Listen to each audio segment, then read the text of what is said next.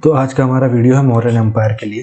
ठीक है, तो इस पे हम बेसिकली हम जो पढ़ने जा रहे हैं वो ये पढ़ने जा रहे हैं कि कौटिल्य के अर्थशास्त्र का महत्व क्या था, चंद्रगुप्त मौर्य की भूमिका क्या थी, अशोक के धर्म की मूल विशेषताएं क्या थी, धर्म प्रचार की विधियाँ क्या थी, बाकी भी धर्म की अवधारणा, अशोक और बौद्ध धर्म, और फिर वही प्रशासनिक, राजनीतिक, आर्थिक, सामाजिक फिर पतन के कारण ये तमाम चीज़ें।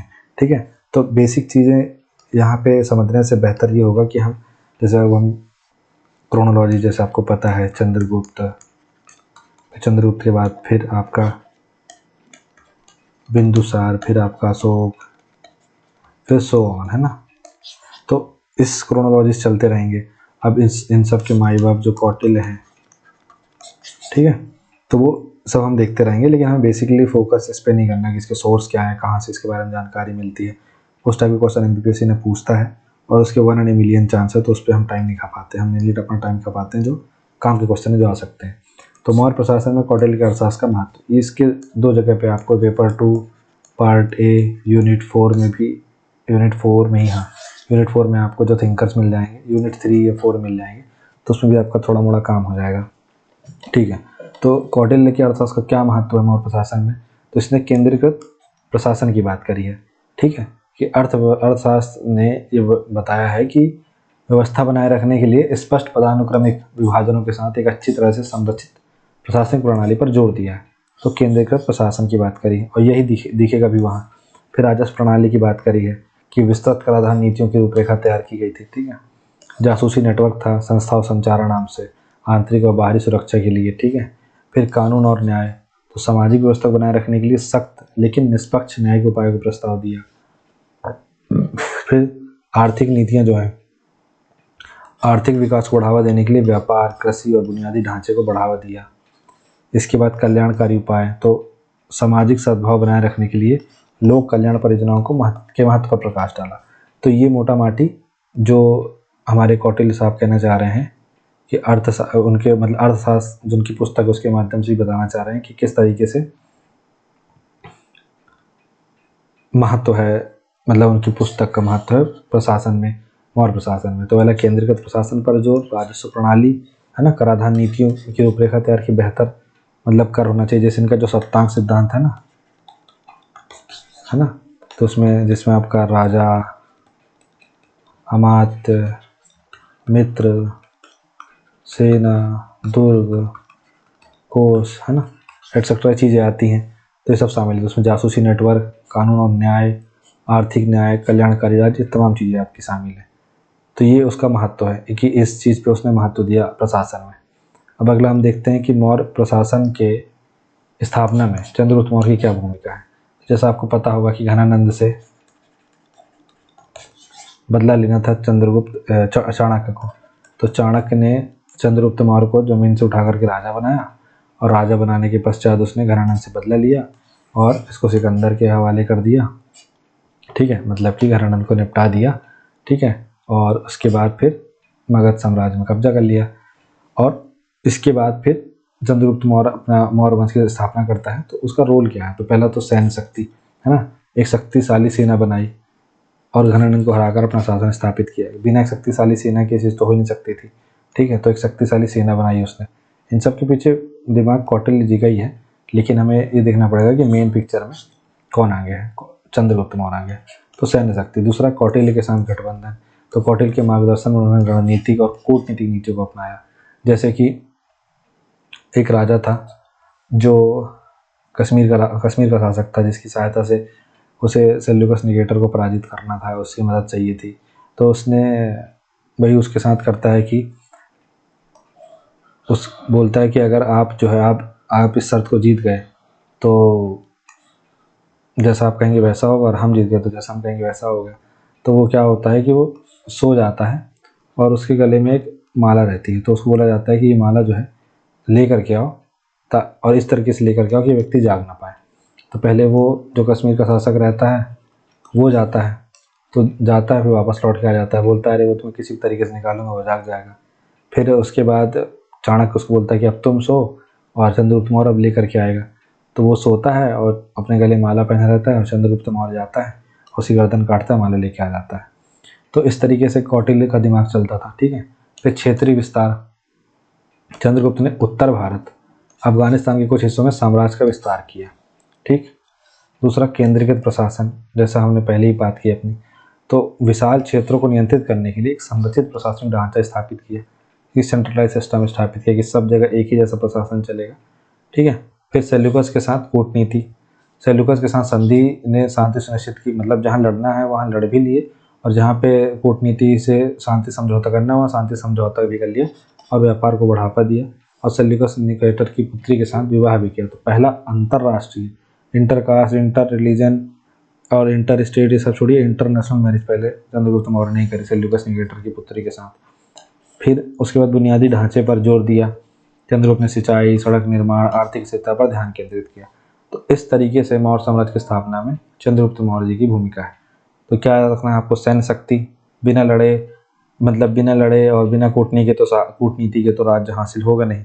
तो उसके लिए दो तरीके से होगा, सैन्य शक्ति से हासिल होगा और दूसरा कूटनीति से हासिल होगा। तो सैन्य शक्ति के लिए बड़ी सेना बना ली और कूटनीति के लिए कौटिल्य का साथ मिल गया। फिर जब ये दोनों साथ मिल गए तो क्षेत्रीय विस्तार कर लिया। क्षेत्रीय विस्तार जब हो गया तो केंद्रीकृत प्रशासन स्टैब्लिश किया। केंद्रीकृत प्रशासन स्टैब्लिश कर लिया। इसके साथ ही साथ सेल्यूकस के साथ जो उत्तर पश्चिम भारत के हिस्से पे उसका जो राज्य था, जो सिकंदर वापस लौट गया था, तो उस क्षेत्र पे जो उसको संभाल रहा था, इंडो बैक्ट्रियन वाले इलाके को, सेल्यूकस के साथ कूटनीति करा, उसकी पुत्री के साथ विवाह किया, और उसके बाद देश, अपने प्रदेश की जनता के लिए, राज्य की जनता के लिए सिंचाई की व्यवस्था करी, सड़क निर्माण किया, आर्थिक व्यवस्था करी, सुदर्शन झील का निर्माण करवाया। ठीक है। तो ये तमाम चीज़ें इसने करी। अब आगे हम बढ़ते हैं, थोड़ा सा स्पीड तेज होगी मैं मान सकता हूँ, पर आप इसको आसानी से समझ पाएंगे। अब हम देखते हैं अशोक के धम्म की मूल विशेषताएं। ठीक है। तो धम्म की मूल विशेषताएं उसकी क्या थी, कि वो नैतिक और आचार संहिता थी। जैसे कोड ऑफ कंडक्ट होता है ना, जैसे कोड ऑफ कंडक्ट जब हम एथिक्स पढ़ते हैं तो उसमें कोड ऑफ कंडक्ट रहता है कि एक सिविल सर्वेंट जो होगा उसके पास मतलब वो इन आचरणों का पालन करेगा। ठीक है। इस कोड ऑफ कंडक्ट के इतर जाकर के अगर वो कुछ करेगा, कि जैसे उसकी जो पर्सनल लाइफ है, प्रोफेशनल लाइफ है, या फिर जो उसको सार्वजनिक जीवन और जो उसका व्यक्तिगत जीवन है, और फिर जैसे उसको जो सार्वजनिक सुविधाएं जो मिली हुई हैं, कि उसको गाड़ी बढ़ाना ढिकाना जो सुविधाएं मिली हुई हैं उसका निजी रूप में प्रयोग नहीं करेगा। तो सब आचार संहिता बनेगी, इसके अंडर पे आप जिए, अपनी नौकरी को अच्छे से करें। जैसे कि आप चुनाव के समय देखते हैं आचार संहिता रहती है कि इतने तक का खर्च कर सकते हैं, इसके ऊपर खर्च नहीं कर सकते। वो तमाम चीज़ें इसमें कौटिल्य ने, अशोक के धम्म की मूल विशेषताएं हैं, है ना। तो धम्म ने करुणा, सत्य, अहिंसा, इन सब पर जोर दिया। फिर धार्मिक सहिष्णुता, अशोक ने सभी धर्मों के प्रति सम्मान को बढ़ावा दिया। ठीक है। सभी धर्मों के प्रति सम्मान को बढ़ावा दिया उसने, मतलब उसने जो हिंदू धर्म है, या इसको हिंदू धर्म की जगह हम वैदिक कहें, ठीक है ना, वैदिक धर्म से चीज़ें ली। फिर उसके बाद उसने बौद्ध धर्म से, जैन धर्म से, ये तमाम चीज़ें ली, और इन सब का एक मिला जुला रूप बना करके उसने एक धम्म बनाया। ठीक है। फिर कल्याणकारी उपाय, जैसे अस्पताल, विश्राम गृह, जल कल्याण कार्यक्रम शुरू किया अशोक ने। ठीक है। फिर धर्म का प्रचार किया, तो श्रीलंका, अशोक ने जो है श्रीलंका, दक्षिण पूर्व एशिया में अपने दूत भेजा अशोक अपने पुत्र महेंद्र और संघमित्रा को। फिर शिलालेख, जिसके माध्यम से शांति सद्भाव को बढ़ावा देने वाले संदेशों, स्तंभों, चट्टानों पर अंकित करवाए। पशु कल्याण पर जोर दिया। ठीक है। फिर सार्वभौमिकता थी इसमें एक, ठीक है, कि यूनिवर्सल है, मतलब कि माता पिता की सेवा करनी चाहिए। ये दुबई से लेकर के, पाकिस्तान से लेकर के, यूरोप से लेकर के, रशिया से लेकर के सब जगह पे लागू। सच बोलना चाहिए, दूसरे के साथ गलत नहीं करना चाहिए, ये सब यूनिवर्सल चीज़ें हैं। ठीक है। अब वो बात अलग है कि ये, अच्छा, ये चीज़ आज के समय भी रेलिवेंट है। ठीक है। तो ये यूनिवर्सल चीज़ें हैं, इसको आप किसी को, कोई किसी देश काल परिस्थिति को बदलने से बदल नहीं जाएगी, हमेशा सेम रहेगी। फिर सभी धर्मों का सार है, जैसे धर्म ने बताया, और अहिंसा पर व्यापक जोर दिया है, जैसे कि धर्म ने बताया। ठीक है। तो इसकी विशेषताएं हैं। इसके साथ ही अगर आप देखेंगे कि अशोक के धर्म प्रचार की विधियां क्या थी, कि किस विधि से वो धर्म का प्रचार करता था, तो इधर पे हम पाएंगे कि धर्म प्रचार की विधियां, तो पहली विधि थी, ये थी कि, मुझे लाल पेन ले लेनी चाहिए, कि धर्म यात्राओं की शुरुआत करी उसने। ठीक है। उसके बाद राजकीय पदाधिकारियों की नियुक्ति करी उसने। उसके बाद जन साधारण की भाषा में इसका प्रचार प्रसार करवाया। ठीक है। उसके बाद स्वर्ग की झांकियाँ निकलवाई। ठीक है। स्वर्ग की झांकियाँ निकलवाई, इसमें ये था कि अगर आप धर्म को फॉलो करते हैं, माता पिता की सेवा करते हैं, बुरा आचरण नहीं करते हैं, अपने से बड़ों से अच्छे से बात करते हैं, उसके बाद आप सही तरीके से पैसा कमाते हैं, भ्रष्टाचार नहीं करते हैं, तो आपको स्वर्ग में जगह मिलेगी। तो उस स्वर्ग में कैसा माहौल होगा, 2 BHK फ्लैट होगा या क्या होगा, या पब होगा, बार होगा, क्या होगा, ये सब चीज़ों की वो झांकियाँ दिखाता है। ठीक है, ताकि इंसान इसको देख करके सोचे कि अगर इस लोक में अच्छा काम कर लोगे तो परलोक में बहुत सुविधाएं मिलेंगी। ठीक है, फिर पब्लिक वेलफेयर के लिए भी उसने काफ़ी काम किए, इससे भी धर्म का प्रचार हुआ। फिर धर्म प्रचारक उसने बनाए, ठीक है, धर्म महामात्रों की नियुक्ति करी।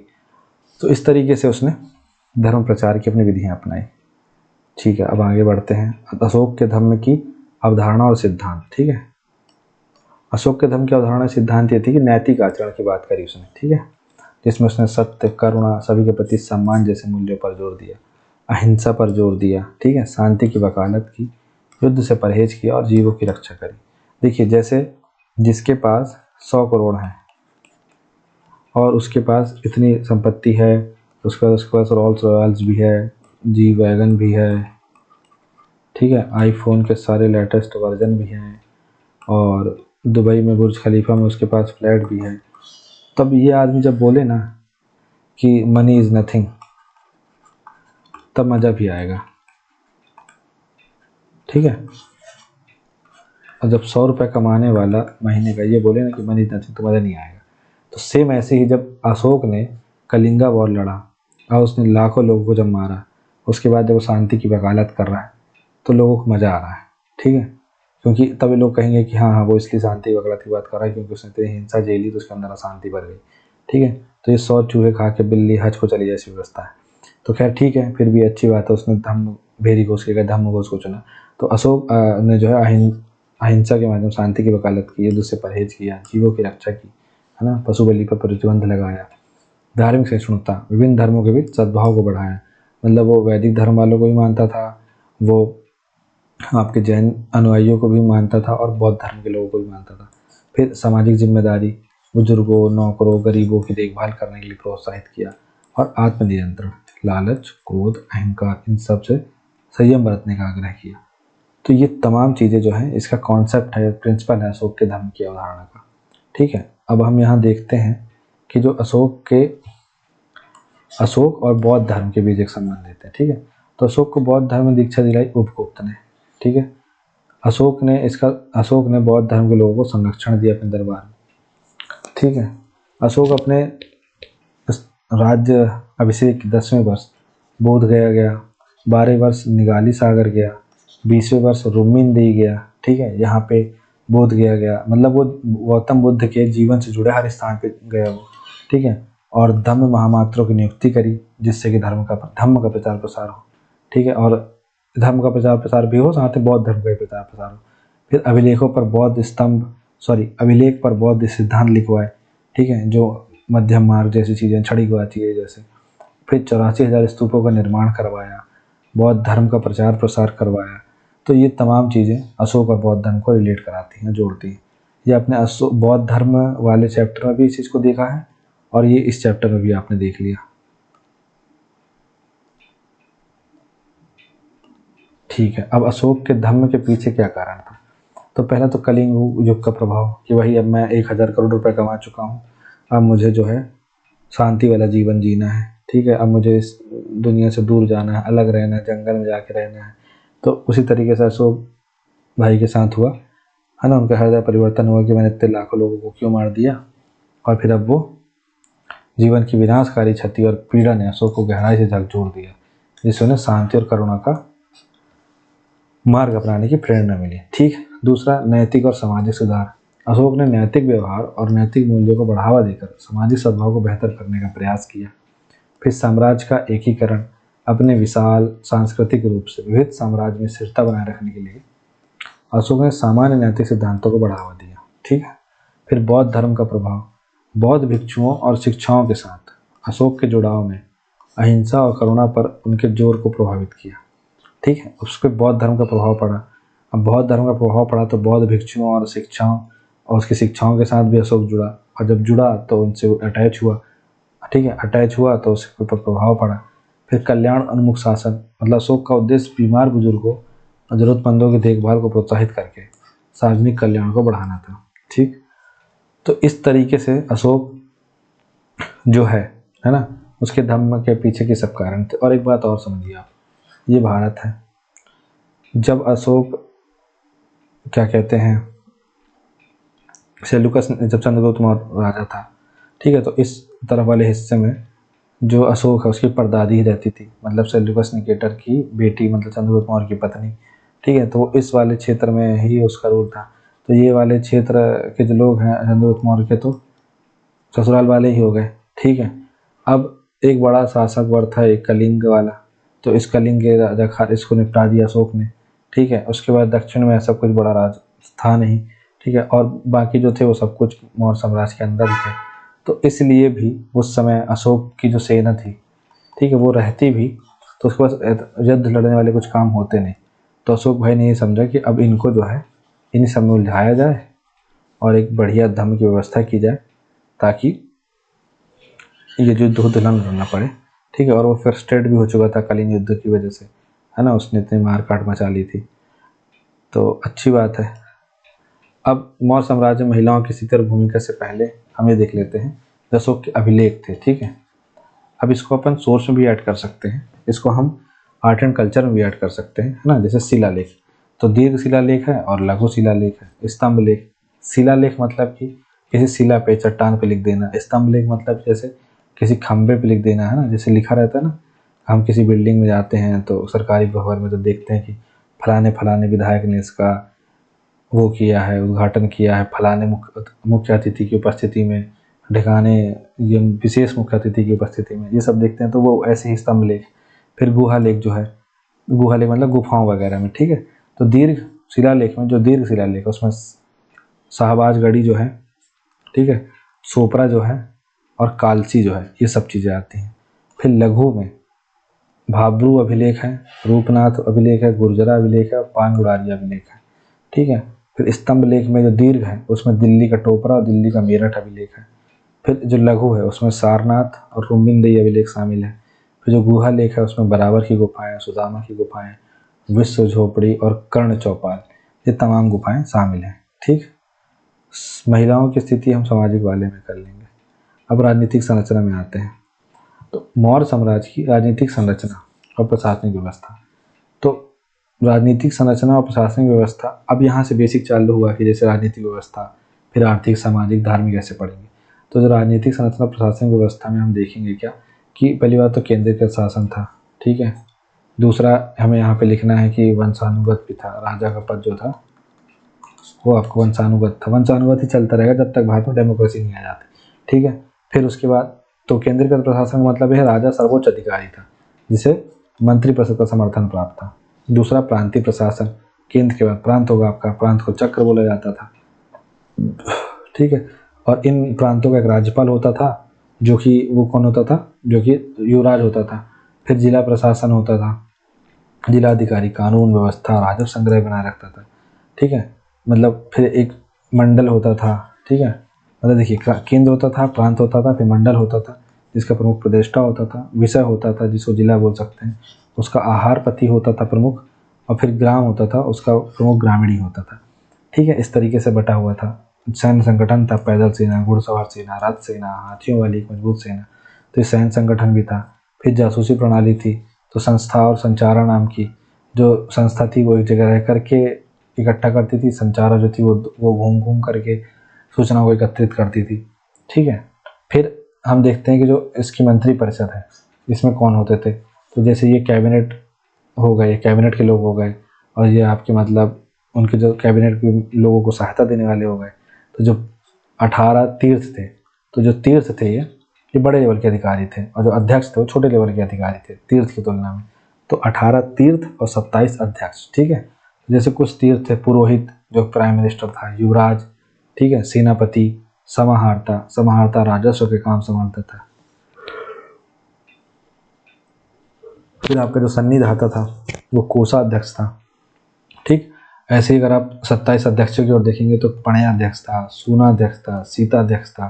ठीक है, सीताध्यक्ष मतलब कृषि भूमि से संबंधित था। तो ये राजनीतिक संरचना और प्रशासन व्यवस्था है। तो इसमें मोटा माटी आपको इससे ज़्यादा कुछ भी नहीं लिखना है, बड़ा भी आ जाए छोटा भी प्रश्न आ जाए इतना ही लिखना, ठीक है। बस आपको इसमें ये ऐड करना है कि जब अगर ये बड़े में आ जाए, ठीक है, अगर ये आपका 11 मार्क्स वाले में आ जाए तो आपको कुछ नहीं करना, आपको शुरू की लाइन में सोर्स ऐड करना है कि इसका हमारा सोर्स क्या है।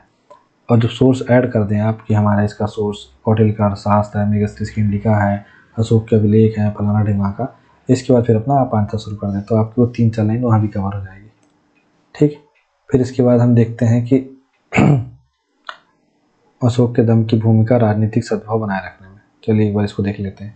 तो अशोक के दम ने शासन के लिए एक नैतिक ढांचा प्रदान कर दिया, ठीक है। तो राजनीतिक स्थिरता आई, राजनीतिक स्थिरता आ गई, किस वजह से आ गई? क्योंकि अशोक के धम्म ने शासन के लिए एक नैतिक ढांचा प्रदान कर दिया। दूसरा, धार्मिक सद्भाव,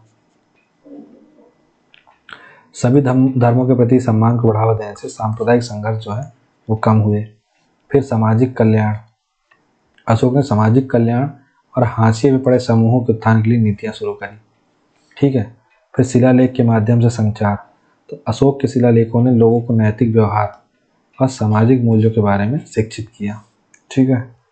फिर प्रशासन का विस्तार, तो नैतिक मूल्यों के प्रसार के लिए धम्म महामात्र की नियुक्ति हुई। तो धम्म महामात्र प्रशासन में जुड़े तो इसका प्रशासन भी बढ़ा, शिलालेख के माध्यम से संचार हुआ अशोक के शिलालेखों ने। अगर हम आज अशोक के शिलालेख हमको दक्षिण भारत यहाँ सब जगह मिलते हैं, तो इससे हमें इतना तो पता चलता ना कि एक बहुत बड़ा शासक वर्ग था जो कि इतने दूर तक उसका राज्य फैला हुआ था। अब कोई किसी दूसरे के राज्य में जाकर के अपने शिलालेख तो गढ़वा नहीं सकता है, ठीक है। तो ये भूमिका थी उसकी। अब मौर्य साम्राज्य की आर्थिक स्थिति हम देख लेते हैं एक बार, ठीक। आर्थिक स्थिति अगर आप देखेंगे तो इसमें अब हमें वही लिखना है, कृषि, पशुपालन, उद्योग धंधे, औद्योगिक धंधों में वस्त्र है, चर्म है, काष्ठ है, धातु करी है, प्रस्तर है, श्रेणी है, फिर विनिमय का क्या माध्यम है, ये सब चीज़ें देखना है। तो आप आर्थिक में देखिए कृषि, तो अब कृषि में थोड़ा सिंचाई की व्यवस्था बढ़िया हो गई, दास लोग जो थे उनकी सहायता से भी खेती कराई जाने लगी, तो कृषि का विस्तार हुआ, ठीक है। फिर पशुपालन तो आज भी चलता था, तब भी चल रहा था। अब उद्योग धंधे, तो वस्त्र कॉटन इंडस्ट्री थी, चर्म उद्योग था, ठीक है, काष्ठ शिल्प था, काष्ठ मतलब लकड़ी के फर्नीचर बनाना, है ना, लकड़ी के जो भी बन सकते हैं। फिर धातुकारी, तो सोना, चांदी, तांबा, स्वर्णकार, ठीक है, चांदी, ताम्रकारी सब चीज़ें थी। फिर प्रस्तर मतलब पत्थर जो है, पत्थर के भी देखे गए। फिर श्रेणी व्यवस्था थी, वही जो मैंने आपको बताया था इसके पहले एक लेक्चर में कि श्रेणी व्यवस्था मिली थी। तो श्रेणी में क्या था, ये श्रेणी जो थी एक प्रकार से मदद करती थी इन सब लोगों को, तो इनको एडवांस कुछ पैसे दे दिया या फिर अभी शुरू में पैसा दे दिया, बाद में पैसे लौटा देना, और अभी काम करने के लिए दे दिया, तो इस तरीके से इनके लिए ये प्रबंध कर देते थे। आने जाने के जो मार्ग वहाँ सुविधाएं प्रदान कराते थे। फिर हम इनके विनिमय का माध्यम देते हैं, तो विनिमय का माध्यम इनका क्या था, सोना, चांदी, तांबा, तो सोने की मुद्रा इनकी निष्क और स्वर्ण चलती थी, ठीक है। फिर चांदी में चांदी की मुद्रा इनकी पर्ण चलती थी, और तांबे की जो इनकी मुद्रा है वो मासक चलती थी, ठीक है। इसके अलावा इम्पोर्ट एक्सपोर्ट भी होता था, तो उत्तरा पक्ष, दक्षिणा पक्ष, ये सब मार्ग थे इनके इम्पोर्ट एक्सपोर्ट होने के लिए। तो ये जो है मौर्यकालीन अर्थव्यवस्था, जिसमें कृषि, पशुपालन, उद्योग धंधे, ठीक है, उद्योग धंधों में जितने आप वस्त्र, चर्म, काष्ठ, फिर धातुकारी, प्रस्तर, श्रेणी, ये सब डाल सकते हैं। फिर विनिमय का क्या माध्यम था, ये सब डाल सकते हैं। फिर इम्पोर्ट एक्सपोर्ट की चीज़ें डाल सकते हैं, ठीक है। अब अशोक की जैसे वास्तुकला अगर आप देखें तो वास्तुकला वहीं आप जैसे स्तंभ और शिलालेख देख लिया हमने, ठीक है, स्तूप देख लिए, जैसे भरूत स्तूप हो गया, अशोक ने 84,000 स्तूप बनाए, ठीक है, इसमें सांची का स्तूप शामिल है, ठीक है। रॉक कट गुफाएं बराबर, नागार्जुनी पहाड़ी गुफाएं, ये सब बनाई, स्मारक शिलालेख बनवाए, तो ये सब अशोक की वास्तुकला है। उसमें हम इसको पहले भी देख चुके हैं, स्तंभ लेख, शिलालेख, गुहालेख, उसमें आप डिटेल से पढ़ लीजिए। फिर अशोक महान क्यों माना जाता है ये देखना है हमें, ठीक है। तो क्यों माना जाता है भाई अशोक महान? अशोक महान इसलिए माना जाता है क्योंकि जो हम नहीं करे वो उसने कर दिया, ठीक है, इसलिए तो हम उसको पढ़ रहे हैं, वो हमें नहीं। तो नैतिक शासन, ठीक है, पहली बात तो अशोक द्वारा धर्म को अपनाना नैतिक शासन के प्रति उनकी प्रतिबद्धता को दर्शाता है, ठीक है, जो शांति, करुणा और सामाजिक न्याय को बढ़ावा देता है। मतलब इतने साल एक बार युद्ध लड़ने के बाद दोबारा कोई आक्रमण नहीं हुआ, और इतने शांतिप्रिय तरीके से जब तक अशोक जीवित रहा, उसका शासन चलता रहा, तो ये बहुत बड़ी बात है। फिर धार्मिक रूप से सहिष्णु, सभी धर्मों को सम्मान किया, समर्थन किया, सांस्कृतिक रूप से विविध साम्राज्य में सद्भाव को बढ़ावा दिया, ठीक। फिर लोक कल्याण जैसे कार्य किए। अशोक ने नागरिकों के जीवन को बेहतर बनाने के लिए अस्पताल, विश्राम गृह, सड़कें, कुएं, ठीक है, कई कल्याणकारी उपाय शुरू किए। फिर अहिंसा को बढ़ावा दिया। कलिंग युद्ध के बाद अशोक ने आक्रामक विजय का त्याग किया और शांति का संदेश फैलाया, ठीक है। फिर प्रभावी प्रशासन स्थापित किया। न्याय, निष्पक्षता सुनिश्चित करते हुए एक मजबूत केंद्रीकृत प्रशासन बनाए रखा, ठीक। ये सब काम किया इसने। और कुछ काम किया क्या? और इसने काम क्या किया? वैश्विक प्रभाव, ठीक है। श्रीलंका, मिस्र, दक्षिण पूर्व एशिया में अपने दूत भेजे, बौद्ध धर्म का प्रचार किया। मतलब इसी देश तक सीमित नहीं रह गया वो। देखिए, जैसे इसने नैतिक शासन स्थापित कराया, धार्मिक सहिष्णु रहा, लोक कल्याणकारी काम किए, अहिंसा को बढ़ावा दिया, प्रभावी प्रशासन स्थापित किया, ठीक है। फिर आप देखिए इसने वैश्विक प्रभाव भी स्थापित किया कि श्रीलंका, मिस्र यहाँ तक भेजे अपने दूतों को। फिर शिलालेख जो है, अपने आदर्शों को स्तंभ शिलालेखों के माध्यम से संप्रेषित किया, ठीक है। फिर यह सुनिश्चित करते हुए कि उनके संदेश आम लोगों तक पहुँचे, ये सब काम किया उसने। पशु कल्याण संबंधी काम किया उसने, ठीक है। फिर आप देखिए उसको कि उसने बुनियादी ढांचे का भी विकास किया। फिर उसके बाद उसने बुनियादी ढांचे का विकास तो किया ही किया, उसने शांति की विरासत भी रखी, दुनिया भर के नेताओं को प्रेरित किया, नैतिकता और मानवता पर आधारित शासन की शक्ति का जो प्रतीक है। तो अब देखिए अशोक जो है इसलिए महान नहीं है कि उसने नैतिक शासन स्थापित कर दिया, वो इन सब मिले जुले कारणों से महान है कि उसने इकोनॉमिकल, पॉलिटिकल, सोशल, रिलीजियस सब तरीके से अपने प्रशासन को, साम्राज्य को बांधे रखा और न सिर्फ राष्ट्र के अंदर बल्कि राष्ट्र के बाहर भी अपनी छाप छोड़ी। जैसे अब देखिए उसने नैतिक शासन स्थापित किया, शांति, करुणा, सामाजिक न्याय को बढ़ावा दे करके, धार्मिक सहिष्णुता उसने रखी, ठीक है, समर्थन किया उनका, और लोक कल्याणकारी भी काम किए उसने, जैसे विश्राम गृह बनवाए, सड़कें, सराय, अस्पताल ये सब बनवाए। फिर कलिंग युद्ध के बाद उसने भेरी घोष की जगह धम्म घोष को अपना लिया, शांति का संदेश फैलाया, प्रभावी प्रशासन स्थापित किया, न्याय और निष्पक्षता को बढ़ावा दिया, मजबूत केंद्रीकृत प्रशासन बनाया। फिर आप देखिए वैश्विक प्रभाव, तो धर्म प्रचार के लिए विदेशों तक में भेजा अपने पुत्र महेंद्र संघमित्रा को। फिर शिलालेख स्थापित किए उसने, शिलालेख, स्तंभ लेख, फिर उसने चैत्य, विहार सब बनवाए उसने। फिर पशु कल्याण, पशु बलि पर प्रतिबंध लगवाया, ठीक है, पशु चिकित्सालय स्थापित करवाए। मतलब सोचिए पशु चिकित्सालय स्थापित करवाया उसने तब के सामने। पर्यावरण देखभाल को प्रोत्साहित किया उसने, बुनियादी ढांचे का विकास किया, शांति की विरासत स्थापित करी उसने। तो इस वजह से हम उसको एक महान सम्राट बोलते हैं। अब हम मौर्य साम्राज्य के पतन के कुछ कारण हैं वो देख लेते हैं कि क्या कारण है कि मौर्य साम्राज्य का पतन हुआ। तो पहला कारण तो यह है कि कमजोर उत्तराधिकारी, ठीक है। फिर दूसरा कारण आर्थिक संकट, फिर दूसरा विद्रोह और क्षेत्रवाद, फिर आक्रमण, फिर प्रशासनिक पतन, फिर वित्तीय संकट, अति केंद्रीकृत प्रशासन और उत्तर पश्चिम सीमा रेखा की उपेक्षा। तो देखिए अशोक के उत्तराधिकारी जो थे कमजोर थे, है ना, और अशोक के उत्तराधिकारियों में उनके प्रशासनिक कौशल और नेतृत्व की कमी थी, ठीक। इसलिए कमी थी कि अब जब से अशोक ने भेरी घोष का धम्म घोष कर दिया तो कोई युद्ध लड़ने तो जा ही नहीं रहा है, तो कुछ नया तो सीख ही नहीं रहा, तो राजा का बेटा सुस्त बन के रह चुका है अब तो। फिर आर्थिक संकट, कल्याण और धर्म संबंधी परियोजनाओं पर अत्यधिक व्यय ने अर्थव्यवस्था को प्रभावित किया। फिर विद्रोह और क्षेत्रवाद, जो प्रांतीय राज्यपाल थे उन्होंने स्वतंत्रता का दावा किया जिससे केंद्रीय नियंत्रण कमजोर हो गया, ठीक है। अशोक को नहीं लड़ना, बाकी सबको तो लड़ना है ना, तो वो इस चक्कर में विद्रोह क्षेत्रवाद प्रसारित हुआ। फिर ग्रीको बैक्ट्रियन सेनाओं के आक्रमण ने साम्राज्य को और स्थिर कर दिया, मतलब जो उत्तर पश्चिम सीमा रेखा थी उसकी उपेक्षा की जा रही थी, तो वहीं से आक्रमण होना शुरू हुआ। उत्तर पश्चिम सीमा रेखा मतलब कि आपका ये वाला जो क्षेत्र है, ठीक है। फिर प्रशासनिक पतन, अब कमजोर उत्तराधिकारी है तो सिंपल सी बात है कि उत्तराधिकारी कमजोर है तो राजा जब बनेगा तो प्रशासन मजबूत तो रहेगा नहीं, तो भ्रष्टाचार, प्रशासनिक अक्षमता ने आंतरिक व्यवस्था को बढ़ावा दिया। वित्तीय संकट हम देख चुके हैं, अति केंद्रीकृत प्रशासन, ठीक है, मतलब बहुत ज़्यादा सेंट्रलाइज सिस्टम था, मतलब कि मेरा वचन ही है शासन वाला सीन था, और उत्तर पश्चिम सीमा रेखा की उपेक्षा। तो ये तमाम कारण मिले जुले मौजूद थे जिसने अशोक के या फिर हम मौर्य साम्राज्य के जो पतन को बढ़ावा दिया और मौर्य साम्राज्य का पतन हुआ।